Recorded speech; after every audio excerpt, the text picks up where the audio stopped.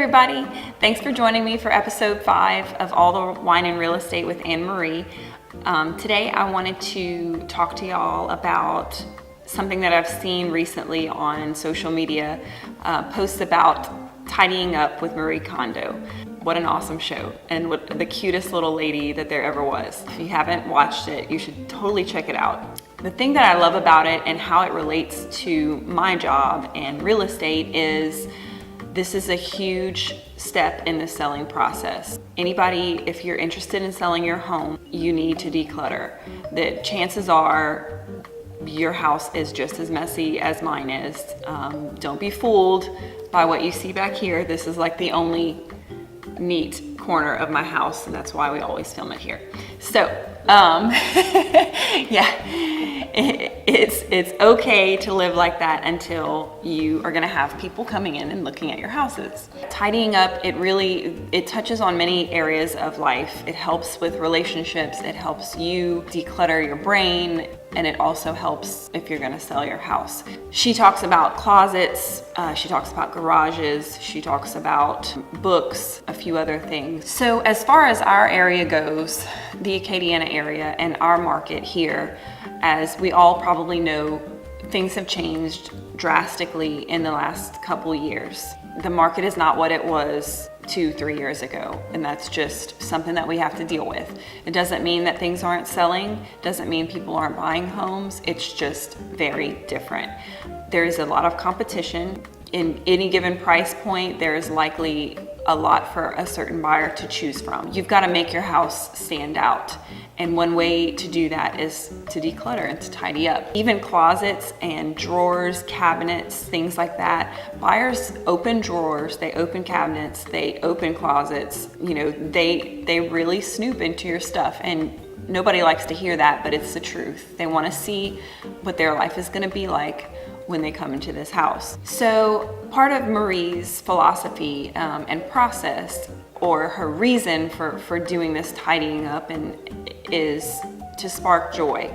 Now, a lot of us think probably that's a little kooky and you don't want to pick something up and see if it sparks joy, but I think the point that she's trying to make is, do you need it? Is this something that you're really attached to? And if it's not, then chances are you can get rid of it or put it away. Marie talks about being able to see everything that you have.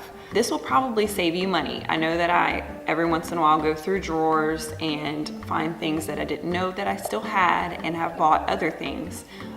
So not only will it help you when you're selling your home, but might save you some money from buying something that you thought you needed that you didn't have. Also, when people are going through your house and looking in your drawers and cabinets and closets and all that good stuff, if those places are very cluttered, people are going to think that you don't have any space in your house. Regardless of how big or how small your house is, it gives the impression that you don't have room for stuff, and therefore they won't have room for stuff. People also are going to look in your garage. A lot of sellers will put the things that they declutter into their garage and stack boxes and boxes in their garage. This is also a place that your buyers look at, and they want to be able to see a car or 2 cars or however, you know, whatever they need to put in the garage. They want to be able to visualize it in there as well. You need to give buyers don't have an imagination. I like to tell that to sellers. Buyers don't have an imagination. You have to set things up in a way that they don't have to visualize anything. This is going to be your best bet for having someone be able to see themselves in your house. This also includes, unfortunately, if you're going to move, taking down personal pictures, especially in an area that we live in. It's kind of a small town vibe that we have here. You know, what ends up happening is people end up looking at your pictures and they say, oh, I know you, that's my cousin, he went to high school with my cousin or whatever. And then they get distracted and maybe they don't want to cross that line or whatever. So if you're decluttering and you don't have anywhere to put the stuff that you're taking out, if you're not going to get rid of it or you just can't part with it, a good idea might be to rent a storage unit to keep that stuff. Hopefully if you do this and you declutter very well, hopefully you won't have to have the storage unit for very long because your house sells. So it shouldn't be a huge cost to get that storage unit.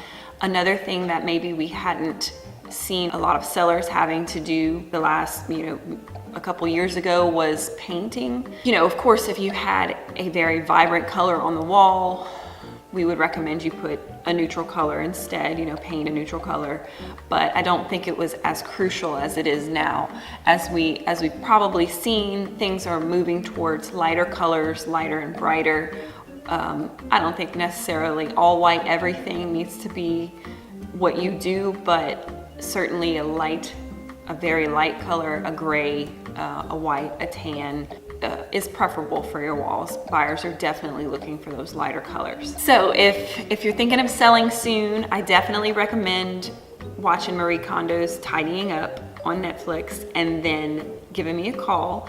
Our team can definitely help you get it sold quickly, between our marketing analysis to our in-house stager that can come in and do a consultation, tell you where to move your furniture, things like that.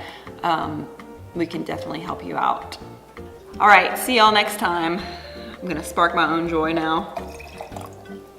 Cheers. Okay,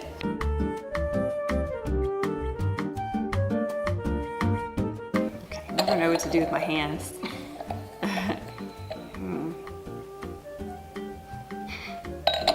Time. I also,